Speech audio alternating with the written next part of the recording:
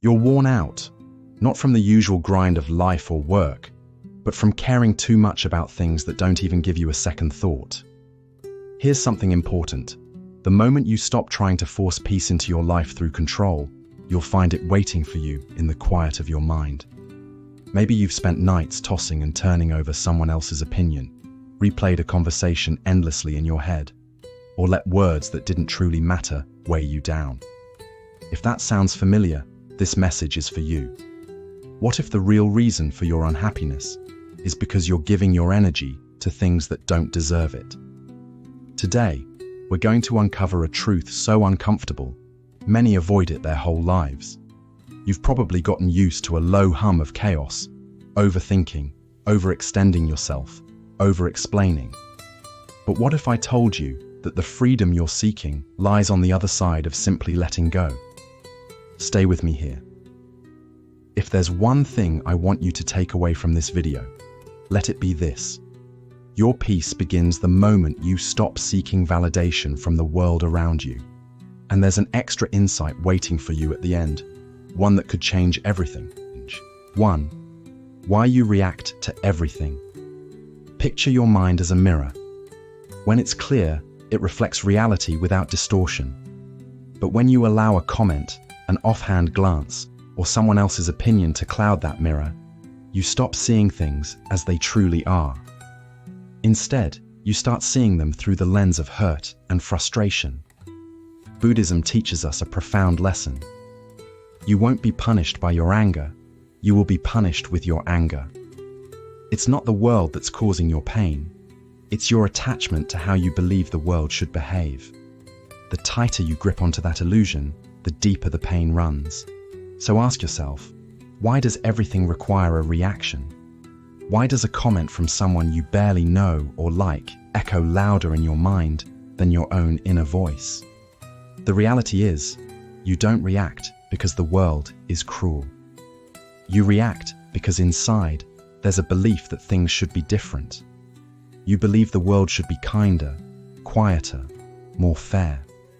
But that expectation is a trap. Every time someone challenges your views, criticizes you, or misinterprets your intentions, your mind enters into conflict, not with them, but with yourself. What you're really defending is your ego's need to be right, to be accepted, to be safe. Here's the shift. What if you could pause before reacting? What if you could create a moment of space between the trigger and your response? That 1 second, that breath, that's where peace is born. Mindfulness isn't about being passive. It's a powerful choice. It's saying, I see the fire, but I don't need to burn. In Buddhism, this pause is sacred. The mirror doesn't fight the smudge. It waits for clarity to return. You must ask yourself, what belief am I defending right now? Is it the need to be liked? The fear of being disrespected? The urge to explain yourself to everyone? When you start tracing the root of your reactions, you'll see that the storm isn't out there. It's within you. So, next time you feel triggered, don't react right away. Just sit with the feeling. Let it rise and fall, but don't grab onto it. Don't let it define you. The less you care about seeking validation from everyone, the more you'll come to understand your true self. Detach, not because you don't feel, but because you want to feel better. Don't waste your energy bleeding for people who wouldn't even offer you a bandage. Free your mind from the weight of every careless comment. Remember this, not everything deserves your attention, and not every moment needs your energy. The less you react, the more you reflect. And the less you try to prove something to the world, the more peace you'll build within yourself. At the end of the day, it's not about who said what. It's about whether your mirror remained clear. You don't need to control the world. You just need to master the space between stimulus and response. That's where true freedom lives. 2. The invisible traps that control you. You may think you're free, but take a closer look. Your mind might still be a puppet, unknowingly pulled by invisible strings. Strings of fear, the need for approval, the desire for control. These strings guide you subtly, constantly, until you forget what true peace feels like. Buddhism doesn't teach us to escape the world. It teaches us to break free from our illusions about it. As the Buddha once said, it's not the chains on your feet that hold you, but the ones around your mind. These mental chains don't shout, they whisper. They hide behind the guise of responsibility, perfectionism, ambition. But underneath it all, they're driven by one fear, the fear of not being enough. You check your phone, not because you're truly interested, but because you fear missing out. You agree to things you don't want to do, just to avoid disappointing someone. You perform, you post, you pretend, not out of joy, but to feel valid. How often do you make choices simply because you're responding to invisible strings? Here's the uncomfortable truth. Most suffering doesn't come from the events themselves. It comes from the meaning you attach to them. You weren't hurt because someone ignored you. You were hurt because you expected attention. You weren't overwhelmed by your workload. It was the pressure you placed on yourself to prove your worth through it. That's the trap, and it keeps you trapped in a loop until exhaustion becomes your normal. But what if you could identify these traps? What if you could point to a thought and say, "This is my approval trap," or "This is my overthinking loop"? Just recognizing them takes away their power, because once you see the strings, you can choose to cut them. Minimalism isn't only about owning less, it's about caring less about the things that don't truly matter. Emotional minimalism is the practice of saying, I don't need to engage with this thought. I don't need to worry about someone's opinion. I don't need to respond just to be understood. I don't need to live in an endless cycle of what-ifs. These are just puppeteer strings, and when you stop dancing to them, you begin to live freely. Ask yourself, what mental trap is draining my peace today? Why am I still holding on to it? Is it the fear of rejection? The need for control? The desire for certainty? When you stop trying to control everything, clarity begins to flow. You start to respond, not react. You begin to observe, not absorb. Remember, you weren't born to please others. You weren't born to be perfect. You were born to awaken, to free yourself from the invisible expectations that steal your joy. You don't have to change the world to be free. You just have to let go of the strings. And here's the paradox. When you stop trying to control everything, you gain control over yourself. That's when happiness no longer feels conditional. That's when peace isn't a reward. It's a resting place. Cut the strings. Let your mind find stillness. You are not a puppet. You are the master who forgot. 3. What happens when you stop caring? You hold on so tightly, clutching approval, expectations, and outcomes, as if your happiness hinges on controlling every aspect of life. But have you ever noticed how tightly clenched fists can't receive anything? Not peace, not love, not freedom. Buddhist wisdom teaches that true freedom comes from letting go, and freedom is the only real condition for happiness. It's a paradoxical truth. How can letting go lead to more peace? But perhaps peace isn't something you chase after or earn. Maybe it's something you uncover once you stop forcing everything into place. Think about it.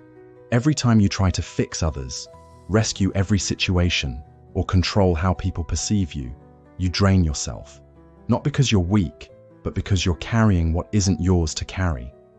You weren't meant to bear the weight of the entire world. Some things are meant to pass through your life, not become lodged in your nervous system.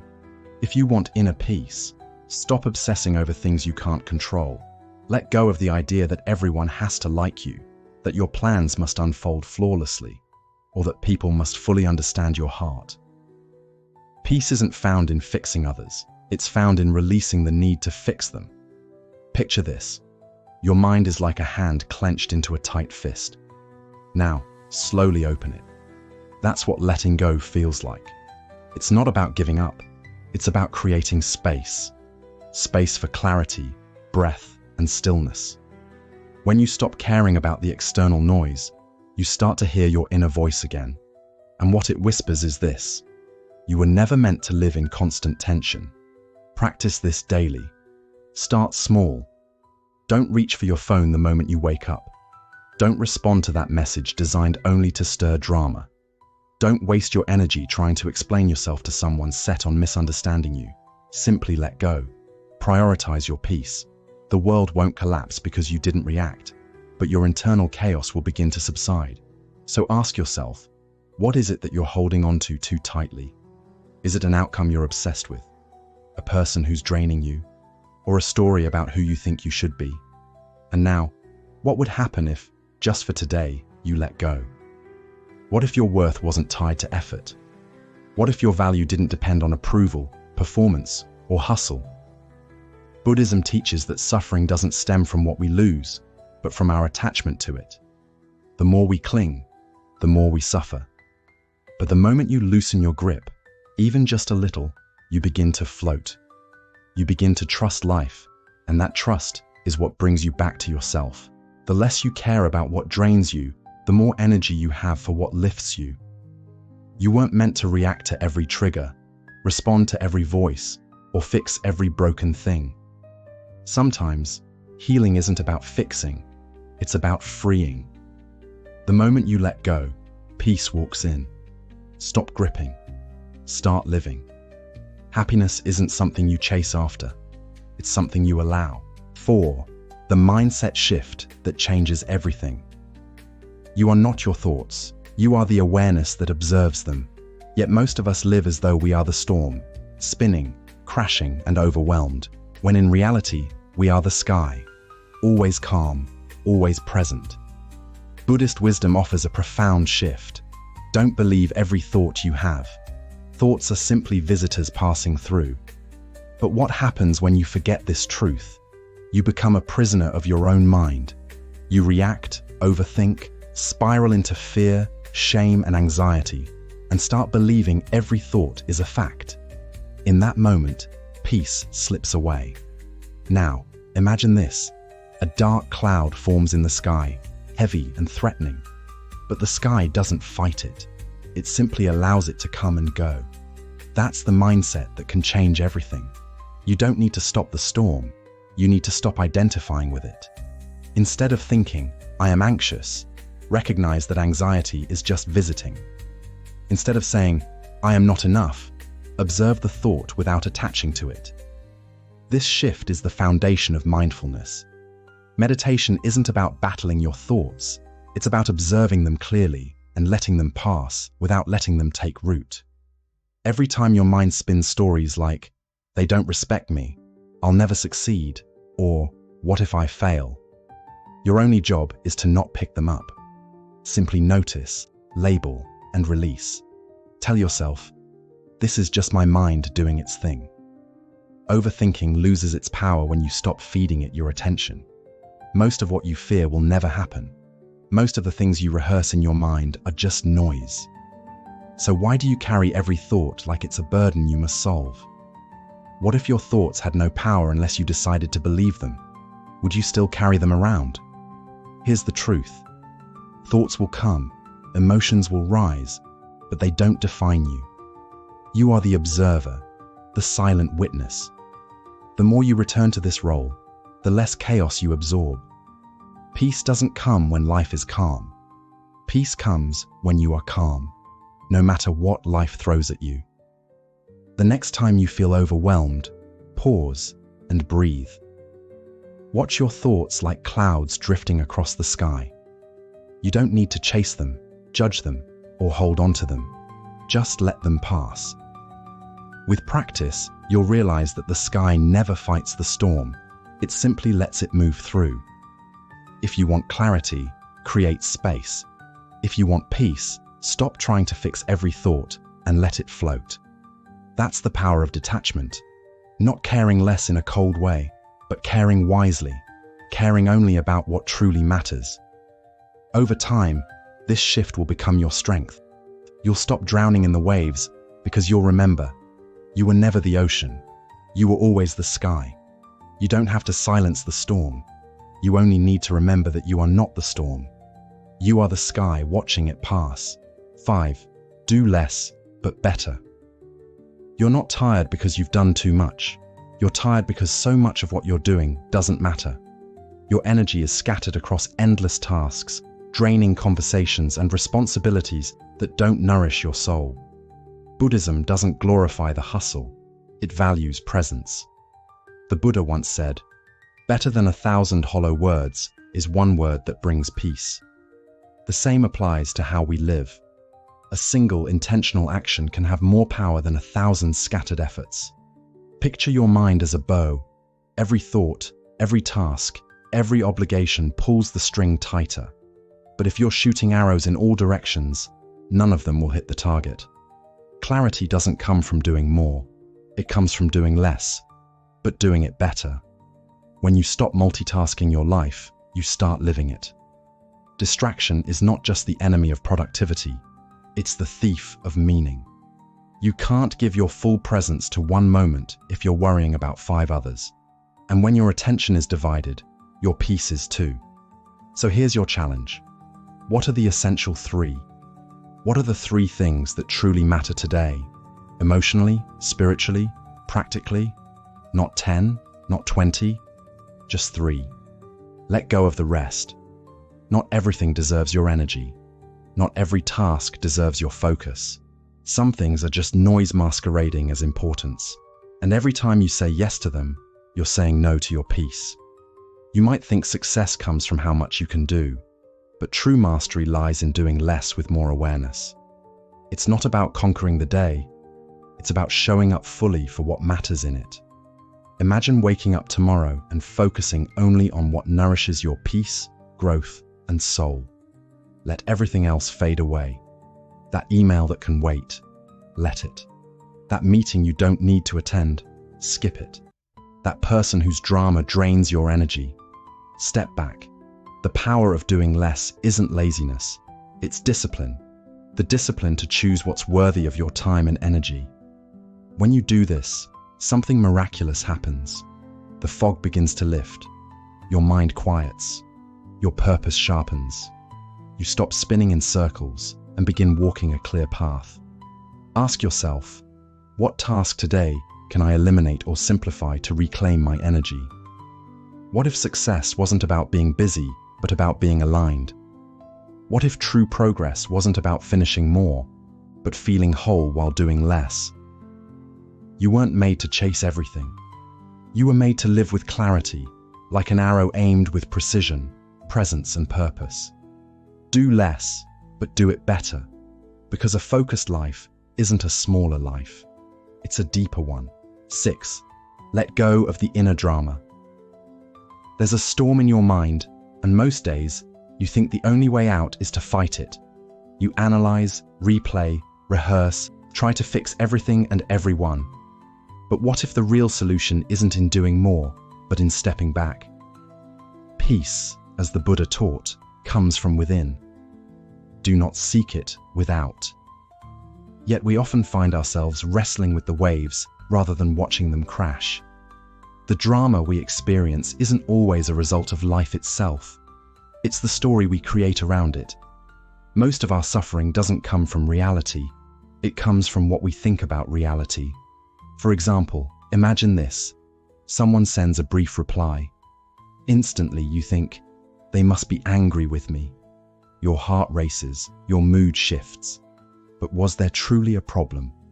Or did you simply craft a narrative in your mind, casting yourself as the villain, the victim, or the rescuer? Our thoughts are skilled storytellers, and without mindfulness, we believe every twist they offer. But there's another way, one that Buddhism presents with remarkable clarity. Become the silent observer. Let your thoughts come and go like waves on the shore. Don't chase them. Don't fight them. Just watch. You don't need to respond to every thought.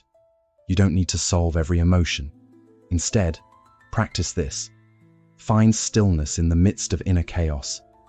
Ask yourself, is this real, or is it just a story I'm telling myself? That question alone creates space between you and the drama. And in that space, peace can arise. You stop feeding the fire with your attention, and you stop adding fuel to the storm.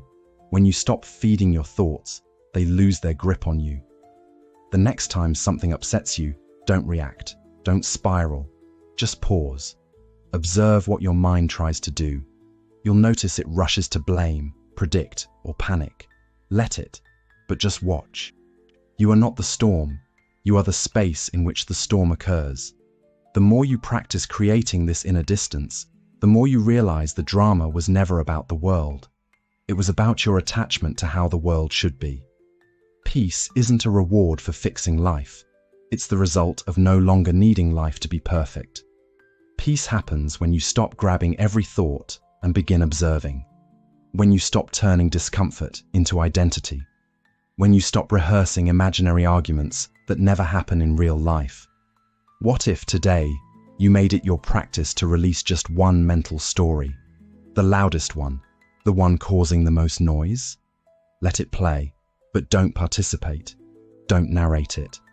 Let it fade away. Sometimes, the most powerful thing you can do is not react. The storm inside you will pass, but only if you stop standing in the rain. 7. Stay open.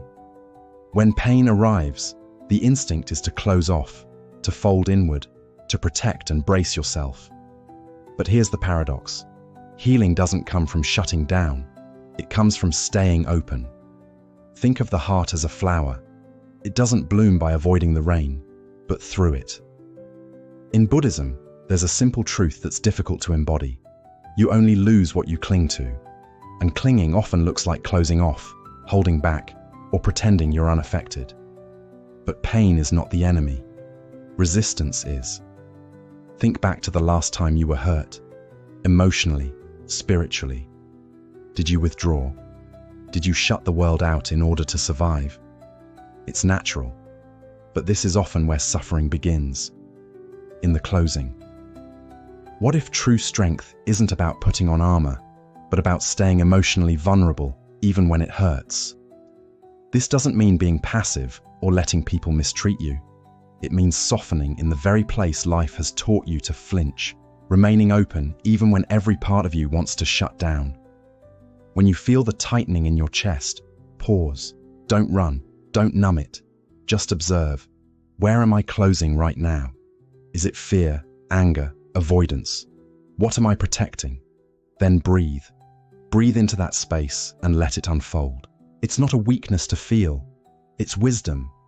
It's not foolish to trust again. It's liberating. Staying open doesn't mean inviting more pain. It means not letting pain trap you. We often think shutting down keeps us safe, but it doesn't. It only locks us in stories, assumptions, and repeating patterns. True safety comes from being present, and presence requires openness. When you keep your heart open, you're not inviting more pain. You're allowing space for it to pass through without getting stuck. You stop internalizing every wound. You stop turning discomfort into identity. You begin to flow instead of freeze. This practice is subtle, but life-altering. When you feel offended, soften. When someone doesn't meet your expectations, stay open. When life disappoints you, breathe. That's where your power lies. Not in controlling what happens, but in choosing not to shut down because of it. That's true emotional resilience. Let yourself feel what you feel without becoming it, without collapsing under it. Every time you stay open, even a little, you teach your nervous system to handle life without fear. You tell yourself, I am safe enough to stay soft. That's not weakness. That's invincibility. Not against the world, but against your own resistance. So, ask yourself now, where am I closed? What part of me am I guarding too tightly? And what would happen if, just for a moment, I allowed it to open? A heart that stays open can never be broken. It only expands. Bonus lesson: turn resistance into acceptance.